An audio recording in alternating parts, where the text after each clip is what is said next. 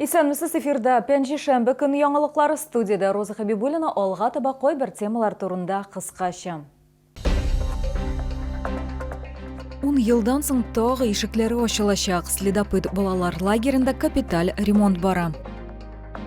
Укучылардан мәрхәмәтлелек дәресе. Гимназистлар 97 яшьлек тыл хезмәткәре өчен чын сюрприз ясады. Тизден тагын балалар тавышы һәм көлүләре яңгыраячак. Тукай районында урнашкан Следопыт сәламәтләндерү лагерына капиталь ремонт ясала. Барлык 9 йокы корпусын, ашханәне, медицина блогын, КППны, административ бинаны, кер ю бүлмәсен яңарту планлаштырыла. Исегезгә төшерәм, Татарстан Республикасы рәисе Рөстәм Миңнеханов узган елның июлендә Чаллыга эш сәфәре вакытында шундый йөкләмә бирде.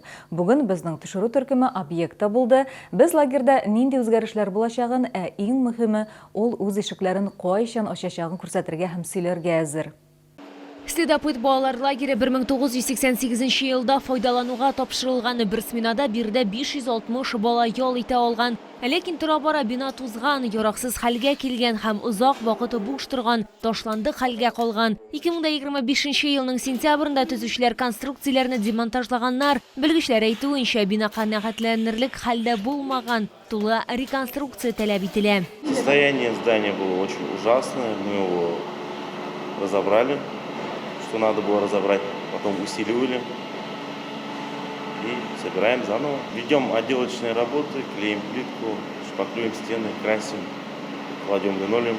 Объектта 230 төзүче эшли, 9 йокы корпусында эшләр 90%-ка башкарылган. Административ бина, кер юу, КПП, ашханә яңартылачак. Моннан тыш биналарны ремонтлаудан тыш җиһазлар, инвентарь һәм башка бик күп әйберләр сатып алыначак. Инженер коммуникациялар бүген 100% әзер. Шушы безнең столовыйда эшләр кала һәм дә иң тышкы эшләр кала. Инде лагерны планлаштырабыз 1 июньгә бетереп, балаларны кабул итәргә. Монда 500-дән артык балалар ял итәчәкләр. Столовый инде безнең бер сменага 300-дән артык баланы кабул итәчәк. Ашханә корпусы шартлы рәвештә 2 өлешкә бүленәчәк. Беренчесендә берничә сменада ашау оештыралар, ә икенче блокта түгәрәк эшчәнлеге өчен майданчык булачак. Планируется, что лагерь станет круглогодичным. По задумке здесь планируется организовать классную площадку, где молодежь Татарстана, студенты, общественные объединения, работающая молодежь смогут проводить образовательные программы, профильные выезды, форумы. Әлеге проектны гамәлгә ашыру яшьләр һәм балалар милли проектының максатларына һәм бурычларына туры килә. Следопыт балалар лагере агымдагы елның җәендә үз ишекләрен ачар дип планлаштырыла. Бирдә 7 яшьтән өлкәнрәк балалар 18 көн ял итә алачак. Барлыгы 4 смена каралган. Лилия Гатина, Эльмира Гайнетдинова, Сергей Вильданов. Яңалыклар. 2026 елның 1 июненнән Татарстанда балалы гаиләләр социаль ярдәмнең яңа чарасын еллык түләүне ала алачак. Аңа 18 яшькә кадәрге яисә бала көндезге бүлектә укыса, 23 яшькә кадәрге 2 һәм аннан күбрәк бала тәрбияләүче ата-аналарның икесе дә хокуклы. Шунысын да билгеләп үтәргә кирәк, махсус режимдагы үз мәшгульләр һәм шәхси эшмәкәрләр өчен бу түләү каралмаган. Основным условием является определение права на эту выплату, учитывается доход, и он не должен превышать 1,5-кратной величины прожиточного минимума на душу населения в нашем регионе. Родители должны быть гражданами Российской Федерации и постоянно проживать на территории Российской Федерации.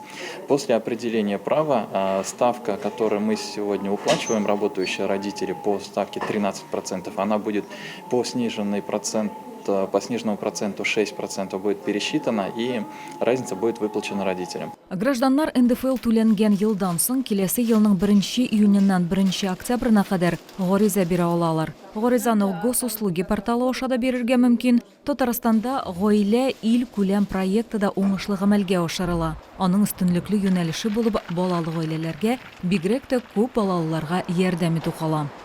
8 март яз һәм яшьлек бәйрәме һәм бәйрәм белән котлаулар кабул итүченең яше мөһим түгел.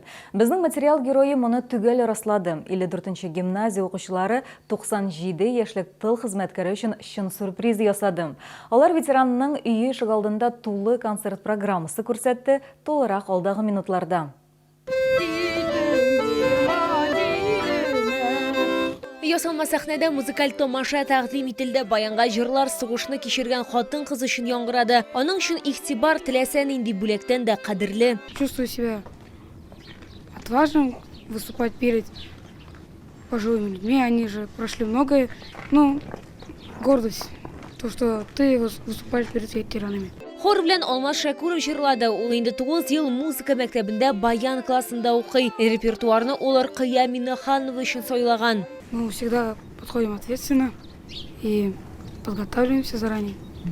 И уважаем ветеранов тоже. Рыкыя Миннеханова концертны тыңлады һәм күз яшьләрен тыя алмады. Җыр һәм балалар тавышы яшьлегемә алып кайтты. Сугыштан соңгы чорлар шулай да бәхетле вакытлар иде ди ул. Рыкыя Миннеханова тыл хезмәткәре. Аңа 97 яшь. Сугыш елларында колхозда эшләгән, сыер саучы булган, кырда эшләгән. Аның кызы белдергәнчә, укучылар аның турында беркайчан да онытмыйлар. Даими рәвештә игътибар күрсәтәләр. Мы благодарны вам всем. Очень даже ей, Мадине Якуповне особенно, она уж не бросает этих бабушек всегда.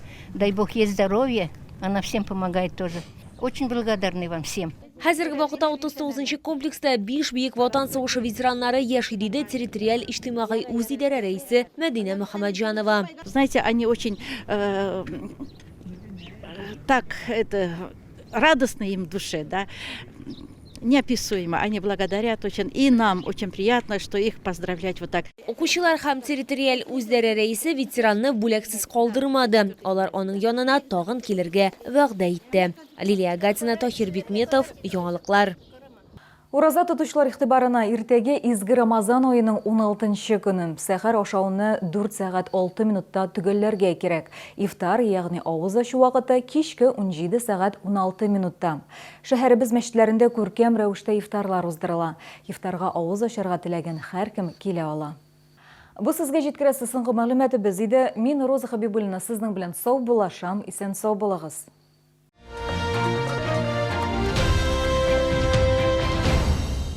Мега-распродажа в Мега Second Hand! 99 рублей, 30 рублей и 9 рублей за вещь! Только с 7 по 13 марта. Мега Second Hand. ТЦ «Арзан». Лечение, протезирование, имплантация зубов по доступным ценам. Стоматология «Улыбка». Улица Полякова, 2А.